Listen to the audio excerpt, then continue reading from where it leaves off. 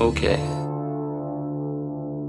Show me. Sometimes that is better. Welcome to the Prairieland Paranormal Podcast. Be sure you never, ever scream. A podcast where we will explore the dark corners of our world, the weird, the creepy, and the strange.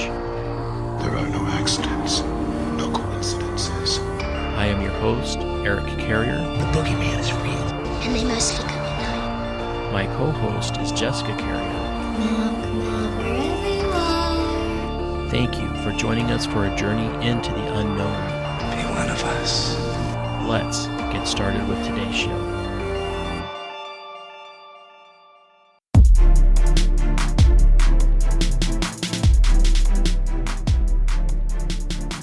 Hey guys, welcome to the show. First of all, Happy New Year and welcome to 2022. We hope that you all had a fantastic holiday break, and we want to welcome you to Season 3 of the Prairieland Paranormal Podcast. I am your host, Eric Carrier, and I am here as always with my wife and my co-host, Jessica. Jess, any New Year wishes for our listeners? Actually, I really hope that this year will be a great year for everyone, that it will improve upon and become better than 2020 and 2021. I don't think it can get much worse than either of those 2 years. Well, I hope it will be a lot better. Well, what do we have in store for our listeners today? Well, today we're going to be talking about the Montauk Project, which is very closely tied to our last episode, which was the Philadelphia experiment. Really, there is just one question to answer in this episode. Did the U.S. military kidnap children, take them to Camp Hero, torture them, and conduct illicit research on them and mind control, psychic abilities, and interdimensional travel? Well, stay tuned and find out.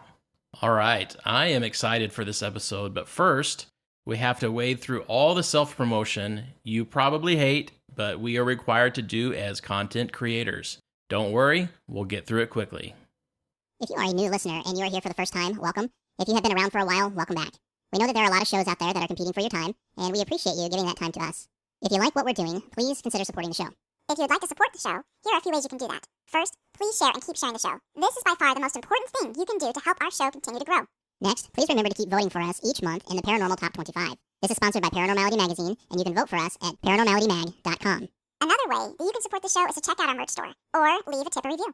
And lastly, come hang out with us on social media. We have accounts on Facebook, Twitter, Instagram, and YouTube, and love to hang out and meet you guys there.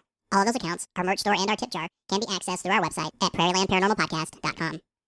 Jess, was that quick enough? Yep. Is there anything else? Nope. Okay, let's get started with today's show. How does a World War II experiment to elude Nazi radar tie into experiments in mind control, time travel, interdimensional portals, and a Netflix series? Well, in short, the answer is the Montauk Project, a secret military project that is still relatively unknown and produces a motherload of conspiracy theories that are absolutely a wild ride down multiple rabbit holes.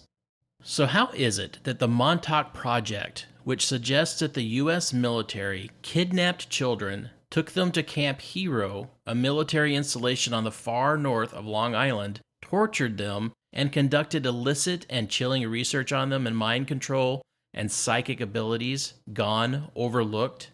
Well, perhaps it's because the story is considered by many to be completely fictitious and is only backed by sources that are dubious, even by conspiracy theory standards. Even though the Montauk Project is likely pure fiction, it continues to make its rounds today, fueled by real stories of the CIA's own involvement in some truly disturbing experiments, like the ones supposedly carried out at Montauk. The origin of the Montauk Project starts in 1992 with a self-published book by Preston Nichols called The Montauk Project: Experiments in Time. The book is, by its own admission, derived from many soft facts. Quote, "Some of the data you will read in this book may be considered as soft facts. Soft facts are not untrue, they're just not backed up by irrefutable documentation. A hard fact would be documented by hard physical evidence and could stand up to scrutiny. By the nature of the subject matter and security considerations, hard facts about the Montauk Project have been very difficult to obtain. There is also an area between soft and hard, which can be termed gray facts. These would be plausible but not as easily provable as hard facts. It also admits this, quote, "This work is being presented as nonfiction, as it contains no falsehoods to the best knowledge of the authors. However, it can also be read as pure science fiction if that is more suitable to the reader." Jess, do either of those two statements bring you any comfort to the truthfulness of this book? Maybe a little bit in that they're being honest up front, but it kind of makes me wonder how factual it is. Well, it's soft factual and gray factual, but not hard factual. The book, therefore, throws gas on the fire of rumors that have been around since the mid-1980s that the American military has been conducting experiments in psychological warfare on the eastern end of Long Island. The hub of this rumored research, according to Nichols, was Camp Hero. The research included experiments in mind control, telepathy, opening space-time portals, interdimensional travel, time travel, contact with alien life, and abduction of runaway children. If that's not enough, there's also Men in Black, Nazi scientists, cultists, Nikola Tesla, the invention of the internet, the creation of the AIDS virus, experimental aircraft, and cryptoid engineering, including the famed Jersey Devil. All of this, according to Nichols, was done under the authority of the U.S. military and financed by Nazi gold recovered during World War II. One may say that Nichols' tale goes all in and leaves no conspiracy stone unturned. No doubt about that. Nichols' account details the interior of all the facilities, its procedures, advanced technologies, and numerous paranormal incidents he claims to have witnessed as a project researcher. The problem? This is all based on recovered memories. Memories Nichols claims were erased. After the book's publication, others started coming forward to say that they, too, had been part of the illicit research conducted at Montauk, beginning the process of circular reinforcement that is the essential mechanism of all conspiracy theory. With so many conspiracy claims on the table, trust us when we say that untangling it all is going to be an epic undertaking. But fortunately for you, we're up to it. Preston Nichols is the reason and the main character involved in the discovery of the Montauk Project. And let me tell you, the story is pretty weird. Here's the origin in Nichols' own words, as taken from his book, The Montauk Project, Experiments in Time. The time is 1971.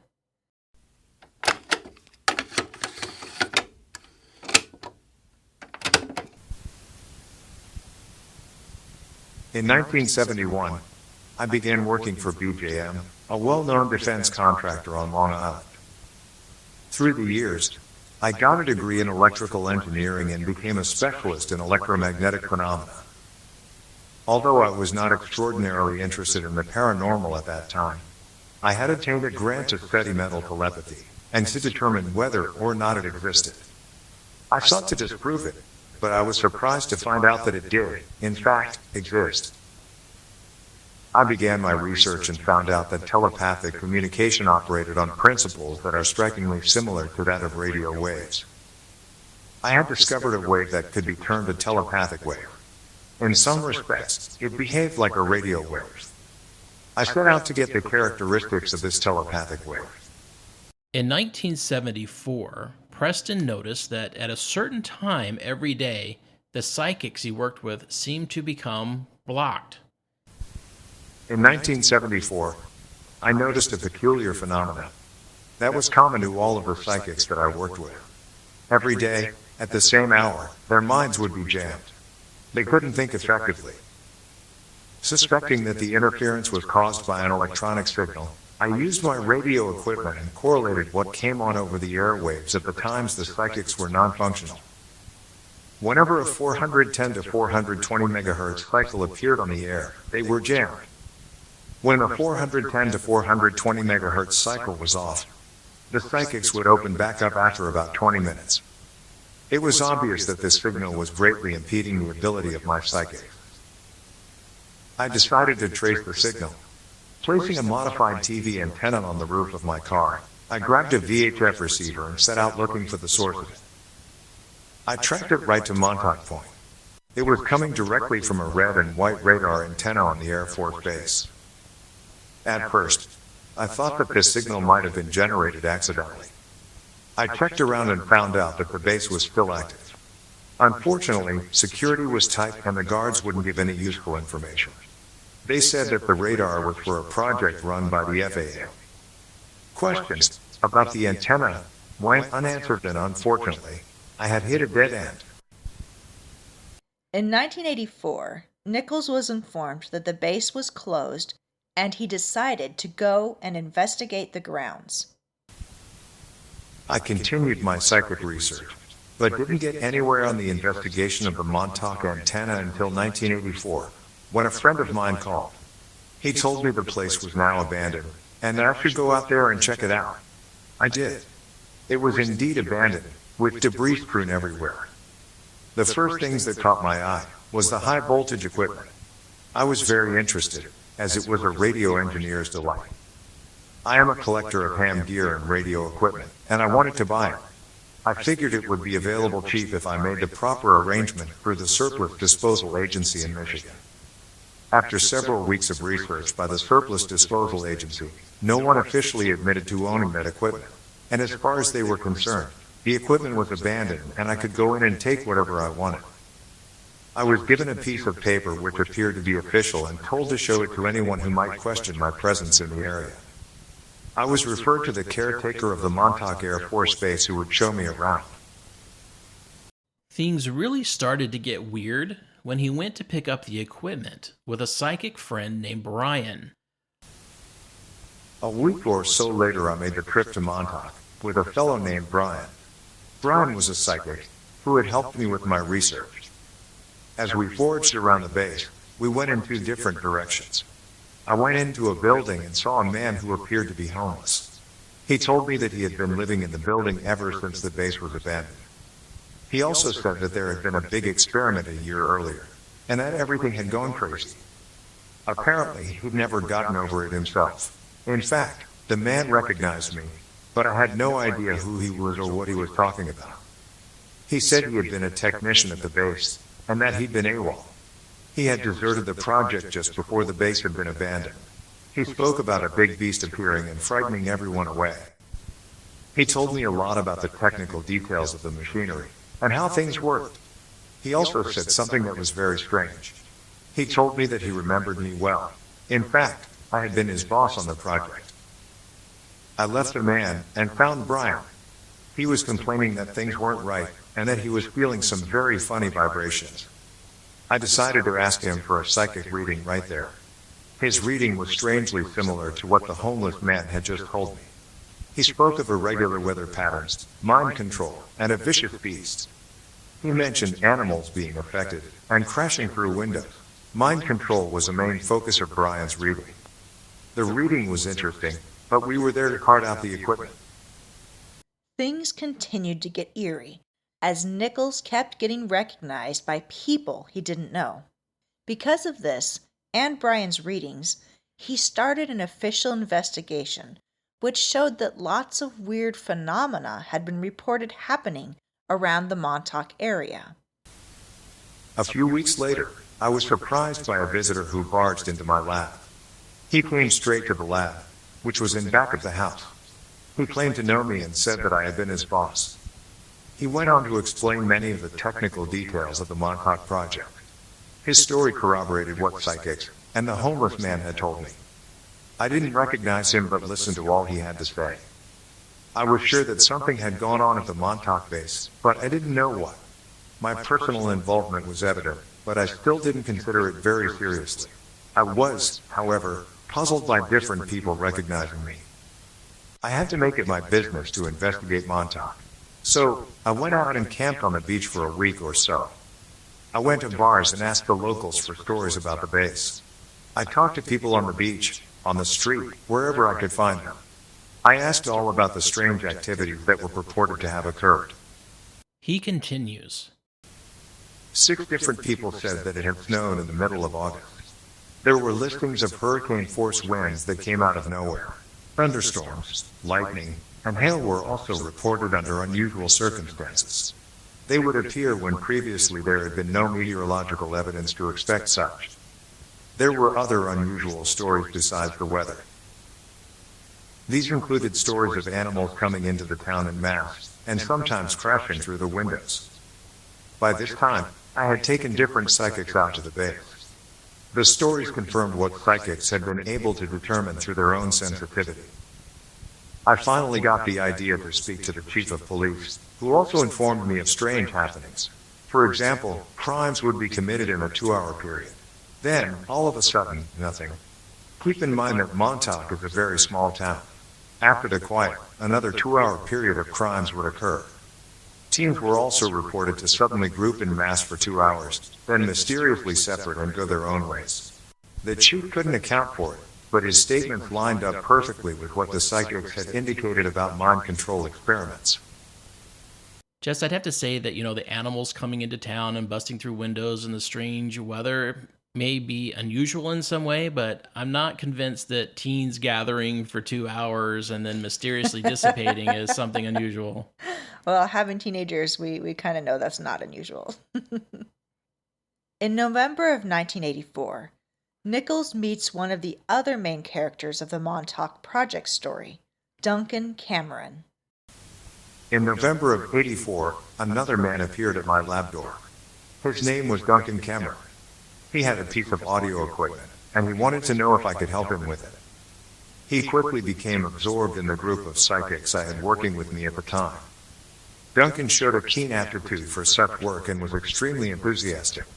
At one point, I surprised Duncan by telling him that I would be taking him someplace to see if he recognized it.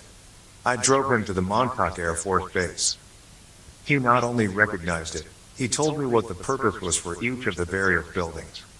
He knew exactly where the bulletin board and the mess hall was and many other such minute details. Obviously, he had been there before. He knew the place like the back of his hand. He provided new information about the nature of the base and what his own function had been. When Duncan entered the transmitter building, he suddenly went into a trance and began spitting out information. This was curious, but I had to shake him repeatedly to break him out of it. When I brought him back to the lab, I applied techniques that I'd learned to help Duncan unblock his memories. He continued. Layers of programming were now coming out of Duncan. A lot of information concerned the Montauk Project. Many different things were revealed until, finally, a shocking program came straight to the awareness of Duncan's conscious mind. He blurted out that he had been programmed to come to my place, befriend me, and then kill me and blow up my entire lab. All my work would be totally destroyed. Duncan appeared to be more outraged at all this than I was. He swore that he would no longer help those who had programmed him, and he has worked with me ever since. Further work with Duncan revealed even more bizarre information. He had been involved in the Philadelphia experiment. He said that he and his brother Edward had served aboard the USS Eldridge as members of the crew. A lot of things surfaced as a result of my work with Duncan. I started to remember things about the Montauk Project and was now certain I'd been involved. I just didn't know how or why. I found Duncan to be an extremely operational psychic, and through him I was able to confirm new information. In July 1986, he decided to go public with this information and is joined in his investigation by a well-known but unnamed senator. The senator's investigation turned up some interesting findings. In July of 1986, we decided that I should go to the United States Psychotronics Association in Chicago and talk about it. I did, and it created an uproar. Word got around fast to those who didn't want the Montauk story to be revealed. One of the associates knew the nephew of a senior senator from the Southwest. The nephew, who we will call Lenny, worked for the senator. We gave the information to Lenny, who passed it to his uncle.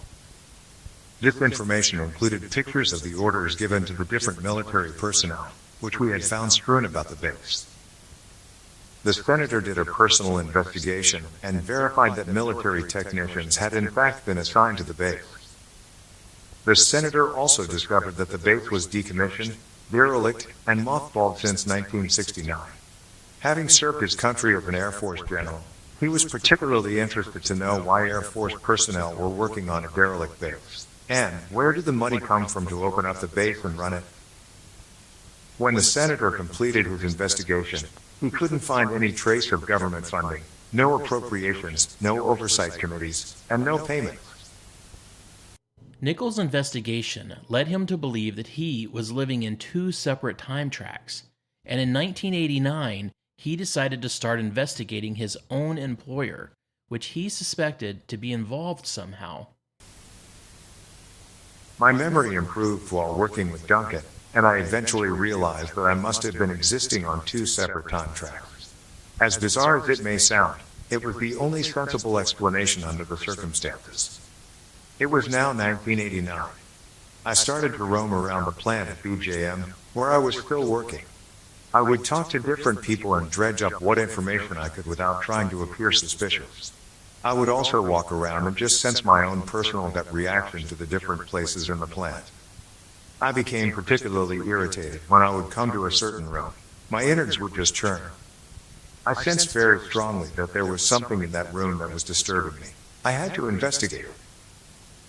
I rang the doorbell and was told that I couldn't come in. It was a high security area.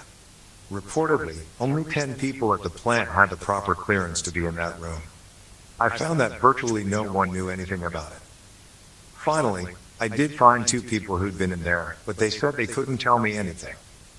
One of them must have turned me in because the security personnel visited me shortly thereafter. It was time to lay low for a while. About a year into the investigation, the high security area was suddenly shut down, and Nichols was finally free to investigate. About a year after my futile investigation, the room was totally cleared out. The doors were open, and anyone could walk right in.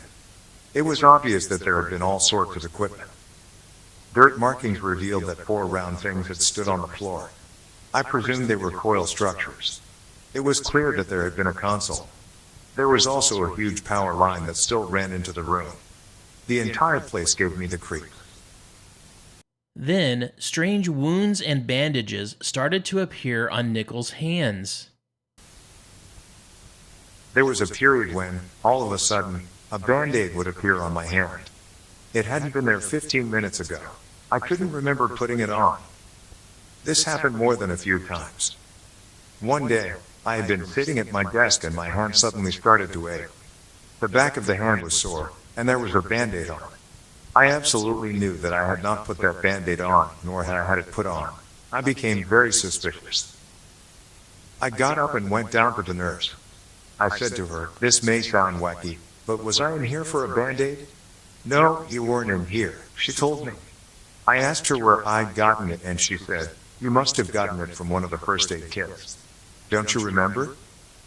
"I'm just trying to figure it out," I said, and I walked out. I thought in my mind, I'm not going to get a Band-Aid at BJM except from the company nurse. I wanted a record, so I made a conviction that I would never use a first aid kit. I eventually remembered the reason I had sustained so many injuries to my hands. In my alternate reality, I frequently had to move different equipment. I was just about the only one who could move it, as most people would go wacky when they get near it. For some reason, it didn't seem to bother me, but it was heavy and hard to maneuver. With no one to assist me, bruised hands and Band-Aids became a regular occurrence. I kept to my conviction not to use any Band-Aids from first aid kits. I continued to check with the nurse when they appeared, and the records indicated I'd never been to her. As this was an irregularity, she must have reported it to security. They visited me and said, "Why are you asking about Band-Aids, Mr. Nichols?" I knew better than to pursue that anymore. Unusual occurrences continued to happen to Nichols, and unfamiliar people continued to recognize him. Then, using intuition alone, Nichols was able to penetrate a high-security area and entered a room that gave him the proof he had been looking for. Streams of unfamiliar people continued to recognize me. I began to get executive mail that would normally be for the vice president of a company. For instance, I would be asked to come to a conference concerning patents. I didn't know what they were talking about. I was also called to meetings with a certain executive. He always appeared very agitated whenever we spoke. Most of the inquiries I received from these people were about the Moonbeam Project. I didn't know what it was, but one day I had an intuitive urge. The basement of the BJM building in Melville had a very high security area. Consciously, I had no clearance to be in that area, but I walked in anyway. Normally, when you walk from one security area to another, you must hand the guard your badge, and he gives you another badge with a different designation. This permits you to walk in the secure area. I simply went in and gave him my badge from the lesser security area, and what do you know? He gave me a badge with my name on it. I had a hunch and it worked. I walked around and let the churning in my gut determine what direction I should go in. I ended up in a posh mahogany paneled office. There was a large desk with a nameplate on it that read, Preston Nichols, Assist Project Director. This was the first tangible physical proof I had that something out of the ordinary was definitely occurring. I sat at the desk and looked through all the papers. It was impossible to take the papers out of the place, as I knew I would be searched very thoroughly on my way out of this high security area. So, I committed everything I saw to memory, to the best of my ability. I had an entire second career here that I knew almost nothing about. Sifting through the material, I spent about 6 hours in my newly discovered office. Then, I decided I'd better get back to my regular job before the day was through. I handed back my badge and walked out. A couple of days went by before I decided it was time to go back and check things out again. Once more, I handed the guard my badge, but this time he didn't give me anything back. He said, "By the way, Mr. Roberts wants to see you." A man, Mr. Roberts, came out of an office that had Project Director written on it. He looked at me and said, "What do you want to come in here for, sir?" "To get to my other desk," I replied. He said, "You don't have any other desk here." I pointed to the office where my desk had been. But as I entered the room with the project director, I found it to be gone. In the couple of days since I've been there, they had removed every trace of myself from the room. Somebody must have realized that I had visited my office when I wasn't supposed to. I had entered in an ordinary state of mind which was not to their liking. They apparently had not turned on the program, switching me to an alternate reality for that particular day, and must have been wondering why I'd shown up. They must have concluded that the process was leaking and that I was somehow able to remember my alternate existence. As a result, they stopped everything. I was pulled aside through security channels and was told that if I breathed a word of what I'd seen, I'd be locked up in jail and the key thrown away. I tried to think of other strange incidents that had occurred. I'd kept a suspicious eye and had been experiencing 2 separate existences. How the hell had I been at Montauk and working at BJM, apparently during the same time period? Finally, in 1990, Nichols, while working on another project, says his memory fully returned and the entire Montauk Project blew open. I had already arrived at the conclusion that I must have been working 2 jobs simultaneously, because there was a period of time when I'd come home and be totally exhausted. At this point, all of what you have read was one huge confused mess in my mind. I knew that I'd been working on 2 separate timelines, or maybe more. In fact, I discovered quite a bit, but it was more confused than clear. I was, however, able to make a major breakthrough in 1990. I had begun constructing a Delta T antenna on the roof of my laboratory. A Delta T antenna is an octahedral antenna structure that can shift time zones. It was designed to bend time. One day, I was sitting on the roof and soldering all the loops together into the relay boxes, which relayed the signals from the antenna downstairs to the lab. Apparently, as I sat there and held the wires together to solder them, the time functions were causing my mind to shift. The more soldering I did, the more I became aware. Then, one day, the whole memory line blew open for me. The antenna was stressing time, bending it, and enough bend was created so that I was subconsciously in 2 timelines. This was my memory breakthrough. Nichols was then fired by BJM in 1990. By early June 1990, all my key memories had come back. In July, I was laid off. Subsequent to my firing, all of my close connections were removed as well. After having worked at BJM for the better part of 2 decades, I no longer had any links or friends to the company. My information sources had been effectively severed. All right, folks, stick around after the break, and we will be back to talk to you about how the Montauk Project intersects with the Philadelphia experiment, how they opened up portals to travel through time. We'll talk more about the Montauk Chair, the Montauk Boys, and how this whole project came crashing down.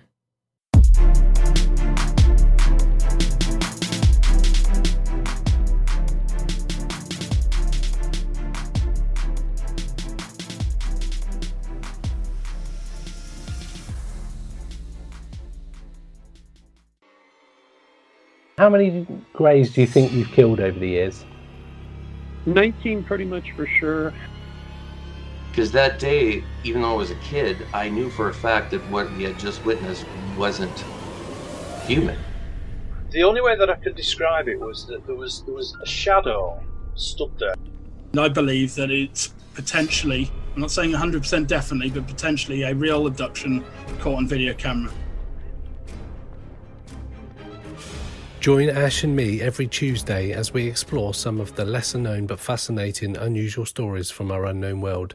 With the latest paranormal and UFO news, a look back at historical cases, and special guests joining us along the way, we aim to pursue the paranormal from a different point of view. Pursuit of the Paranormal with Ash and Greg.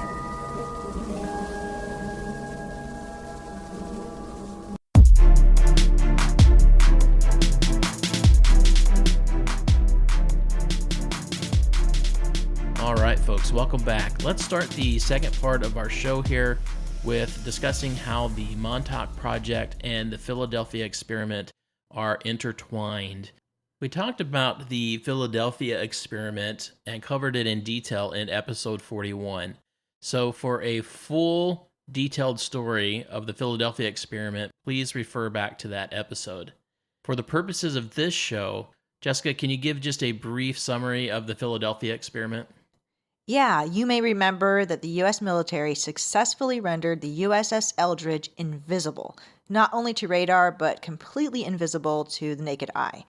The ship was then transported through a hole in space and time to Norfolk, Virginia, more than 200 miles away, before reappearing in Philadelphia. So Duncan and Edward Cameron are also important figures in this story.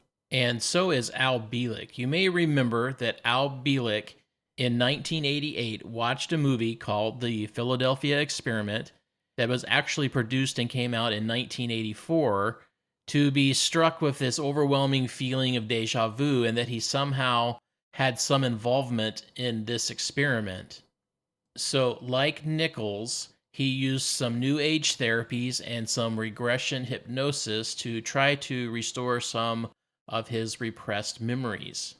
And what he came to find out was that he was not only involved in the Philadelphia experiment, but he was also involved in this Montauk Project.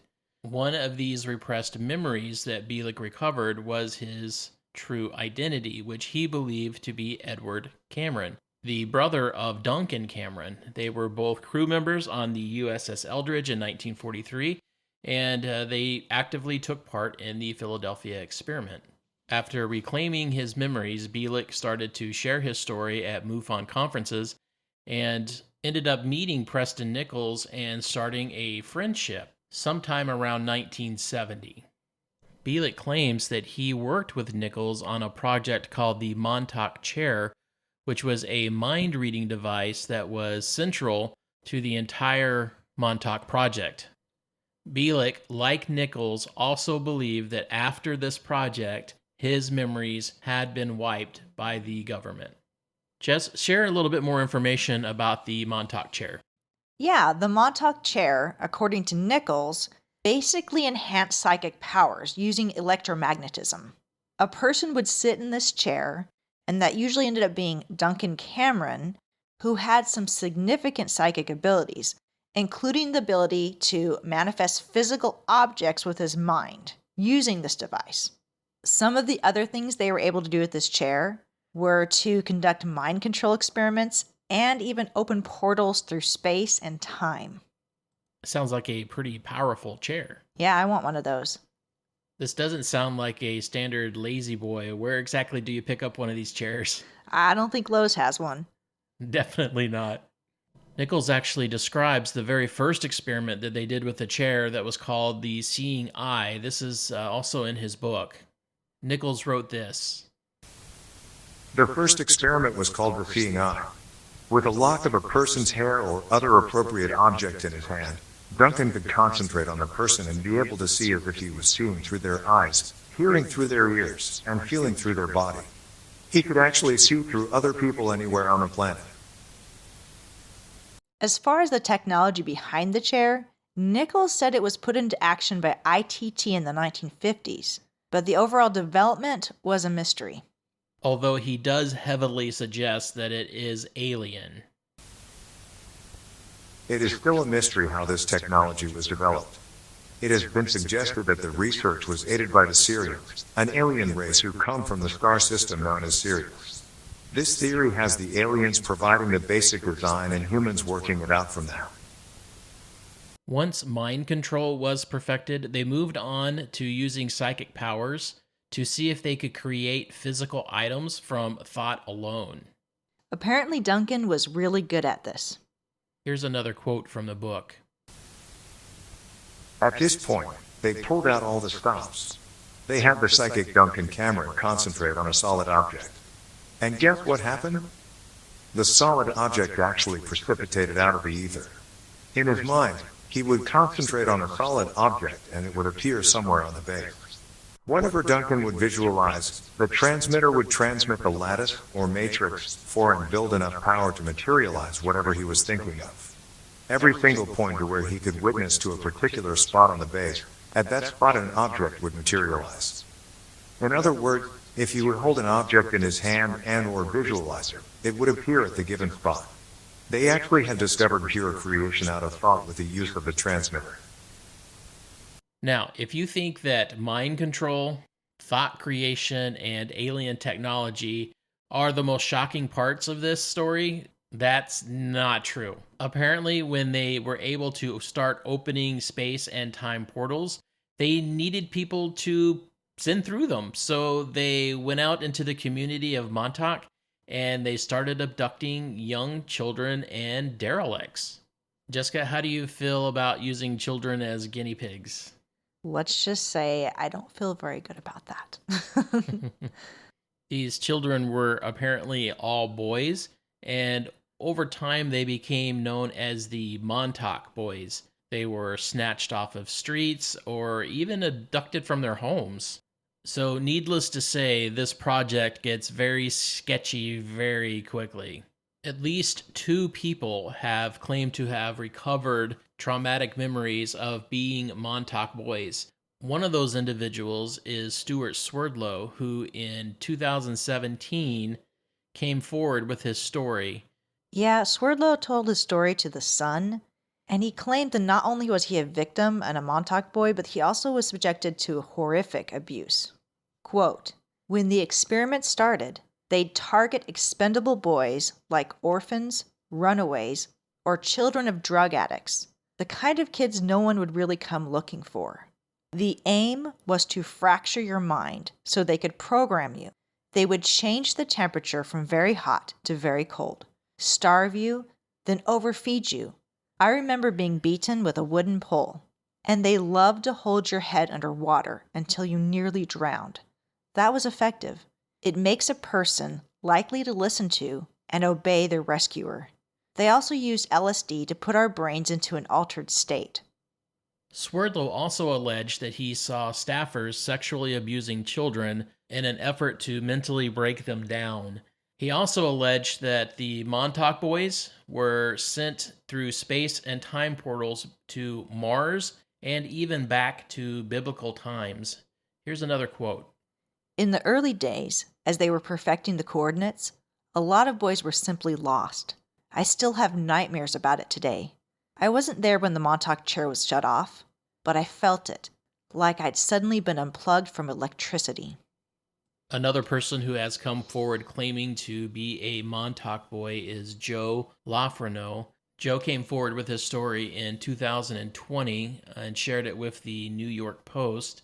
Joe grew up in Montauk and believes that he was abducted and abused during the summer of 1980 and possibly during the summer of 1981 when he was only 12 or 13 years old. Just like Nichols, Bilik, and Swerdlow, Lofreno was only able to recall this experience under hypnosis. We've had some discussion in the past on our thoughts on hypnosis, and I think you guys probably realize that we're a bit skeptical of that. Suggestion can kind of be high with this form of regression therapy. Yes, and for me, that is my main problem with it. For instance, when Al Bilik underwent regression hypnosis therapy, was he actually recalling his experiences with the Philadelphia experiment, or was he recalling his experience of watching the movie The Philadelphia Experience? I can't answer that. And because of that, I am skeptical of regression hypnosis therapy. Yeah, that makes sense. Now, needless to say, if these youngsters actually went through any of this process, that is absolutely horrible.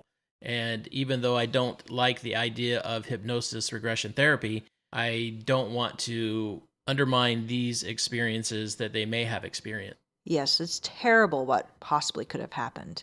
And if accessing these memories helps them recover from the trauma of the experience, then we're all for that.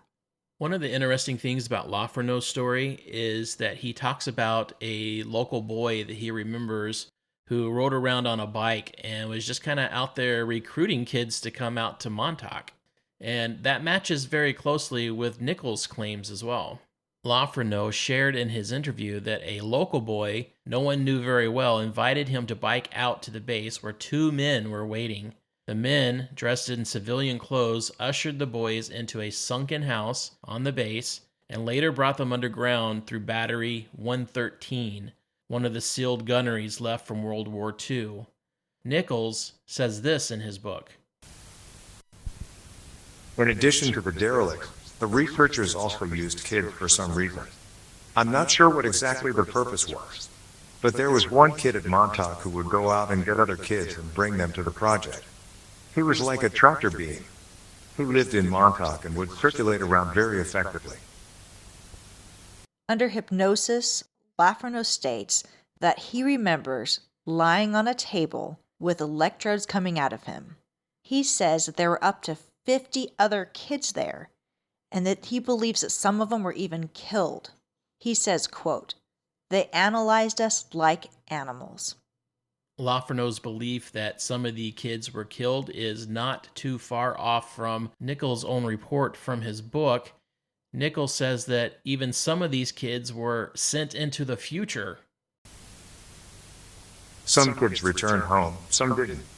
The kids chosen were between 10 and 16, or maybe 18 at the oldest and 9 at the youngest. Most were just about to reach puberty or had just finished it. They were usually blonde, blue-eyed, tall, and light-skinned. They fit the Aryan stereotype. To my knowledge, there were no girls in this group. A later investigation showed that Montauk had a neo-Nazi connection and that the Nazis were still on the Aryan kill. We don't know where the kids went, what they were educated in or programmed for. Whether they came back or not is still a mystery. What information is available is that they sent every raw recruit into the future to 6037 AD, always to the same point, to what appeared to be a dead city in ruins. Everything was stationary, not unlike a dreamlike state. There were no signs of life. In the center of the city was a square with a gold horse on a pedestal. There were inscriptions on that pedestal, and recruits were sent there to read what they said. Each recruit would interpret and report. In his book, Nichols says that the project may have abandoned between 3,000 to 10,000 people in time, lost forever. Those are not small numbers. No, I'm wondering why no one really realized that so many people were missing. I guess if it makes sense if it were people that were living on the street Or maybe, like you said earlier, children of drug addicts? That still seems like a lot of people to me to go missing without someone noticing. Yes, I agree. So, like all government projects, this project had to finally come to an end. And it came to an end in the early 1980s when Nichols says that things finally went too far for even the researchers who were responsible for the program. So apparently child abduction and Nazi-like experiments didn't cross that line? Nope, but guess what did? What? The Philadelphia experiment. How is that? Well, according to Nichols, the project was shut down after Nichols and Duncan Cameron, along with other participants, rebelled against it after realizing that messing with time and space was a bad idea. This realization occurred in 1983 when the Montauk Project and the Philadelphia experiment crosses paths. Here are Nichols' own words. On August 5th, 1983, we were given a directive to run the transmitter nonstop. Just turn it on and let it go continuously. We followed the orders, but nothing out of the ordinary occurred until August 12th. Then something very strange happened. All of a sudden, the equipment appeared to drop into sync with something else. We didn't know what function the system was now attuned to. But at that point, the USS Eldridge appeared through the portal. We had locked up with the Eldridge. I'm not sure if this was a pure accident, but if the Montauk researchers were trying to hook up with the Eldridge, the attempt had to be made on this exact date. This is due to the 20-year biorhythms of the planet Earth, which was a discovery made in the process of these experiments, and the Eldridge experiment having occurred on August 12, 1943. At this point, the Duncan from 1943 appeared and could be seen through the time portal along with his own brother. Both were crew members of the USS Eldridge. We kept the Duncan of 1983 from seeing himself so as to avoid a time paradox and resultant negative effects. The project had now reached apocalyptic proportions. Natural laws were being violated, and it seemed everyone involved felt uncomfortable. So there's the answer to your question, Jessica. It wasn't the child abductions. It wasn't the Nazi-like experiments. It was having two Duncan Camerons in the same timeline that they were worried that they were going to open up a paradox and cause major problems with space and time. So it was at this time that Duncan and Nichols and Bilik decided to sabotage the project? Yes, it was at that time, but not during the time where they were torturing kids. It is kind of interesting how they actually sabotaged the project, and here it is in Nichols' own words. We finally decided we'd had enough of the whole experiment. The contingency program was activated by someone approaching Duncan while he was in the chair and simply whispering the time is now. At this moment, he let loose a monster from his subconscious, and the transmitter actually portrayed a hairy monster. It was big, hairy, hungry, and nasty, but it didn't appear underground in the null point. It showed up somewhere on the base. It would eat anything it could find, and it smashed everything in sight. Several different people saw it, but almost everyone described a different beast.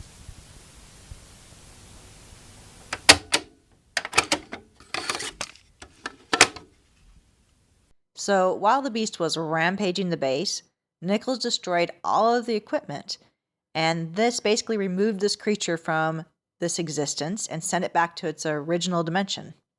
Jess, does this sound a lot like Stranger Things? Yes, it does.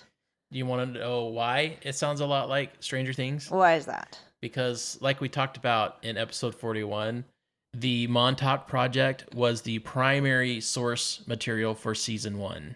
I think I mentioned also in that episode that the original series name for Stranger Things was Montauk.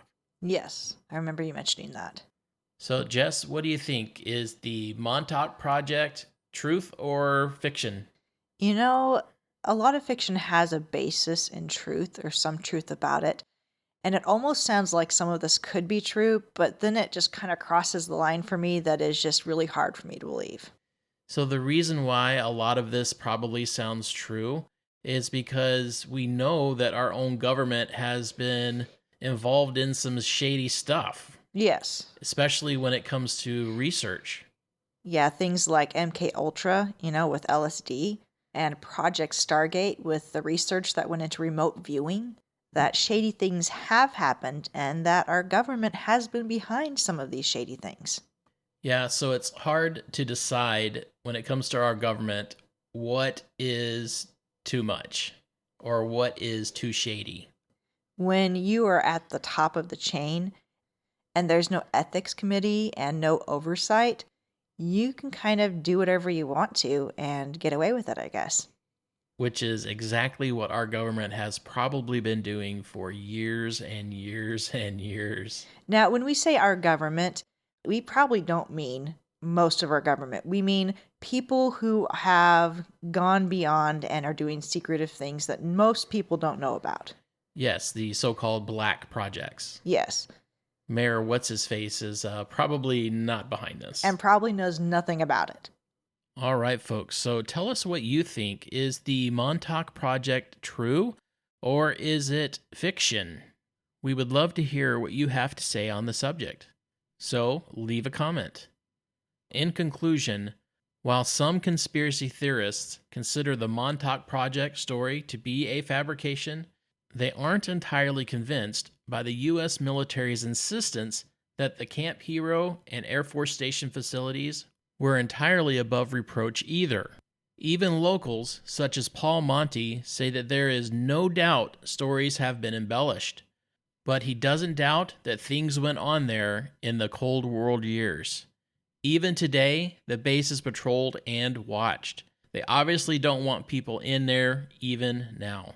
So perhaps reports that the old radar still turns from time to time aren't just eerie, but partially true.